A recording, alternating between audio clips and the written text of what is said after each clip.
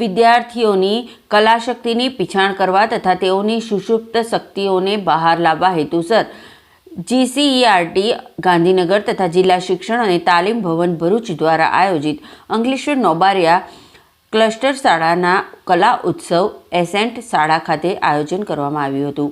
કલા ઉત્સવનું નગર પ્રાથમિક શિક્ષણ સમિતિના અધ્યક્ષ ગણેશ અગ્રવાલ, રાષ્ટ્રીય શ્રેષ્ઠ શિક્ષક પારિતોષિક વિજેતા Gajendra Patel, BRC coordinator Vijay Patel, CRC coordinator વિશાલ જોશીના હસ્તે દીપ પ્રાગટ્ય દ્વારા પ્રારંભ કરવામાં આવ્યો હતો। આ કલા ઉત્સવમાં ચિત્ર સ્પર્ધા, વાદ્ય, ગાયન અને વાર્તા કથન જેવી કૃતિઓનો સમાવેશ કરવામાં આવ્યો હતો, જેમાં 14 જેટલી અંકલેશ્વર શહેરની સરકારી અને ખાનગી પ્રાથમિક શાળાના 34થી વધુ વિદ્યાર્થીઓએ ભાગ લીધો હતો।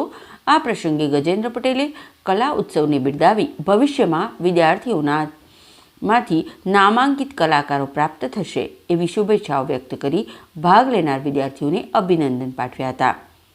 કાર્યક્રમમાં એસએન સ્કૂલના ટ્રસ્ટની પ્રમુખ વિનેશ કાગજવાલા, પૂર્વ પ્રિન્સિપાલ બીના કાગજવાલા, આચાર્ય વિશાલ શાહ તથા શિક્ષકો અને વિદ્યાર્થીઓની ઉપસ્થિતિ રહ્યા હતા।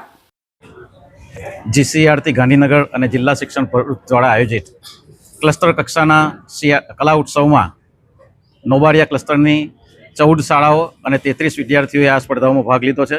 એસેન્ટ શાળા ખાતે આયોજિત આ સ્પર્ધામાં નગર પ્રાથમિક શિક્ષણ સમિતિ અંકલેશ્વરના અધ્યક્ષ શ્રી ગણેશભાઈ અગ્રવાલજીના અધ્યક્ષ સ્થાને BRC coordinator, CRC coordinator, ascent શાળા પરિવારના સૌ સભ્યો વચ્ચે આ કાર્યક્રમની ઉજવણી કરવામાં આવી।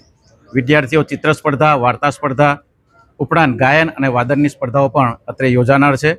આ જ વિદ્યાર્થીઓ ભવિષ્યમાં જિલ્લા કક્ષાએ, ઝોન કક્ષાએ અને રાજ્ય કક્ષાએ અંકલેશ્વરનું પ્રતિનિધિત્વ કરે તેવી શુભેચ્છાઓ પાઠવું છું અને આ જ વિદ્યાર્થીઓમાંથી ભવિષ્યના હોનહાર કલાકારો આપણને પ્રાપ્ત થાય એ માટેની ખૂબ ખૂબ શુભેચ્છાઓ પાઠવું છું। વંદે માતરમ, ભારત માતા કી જય।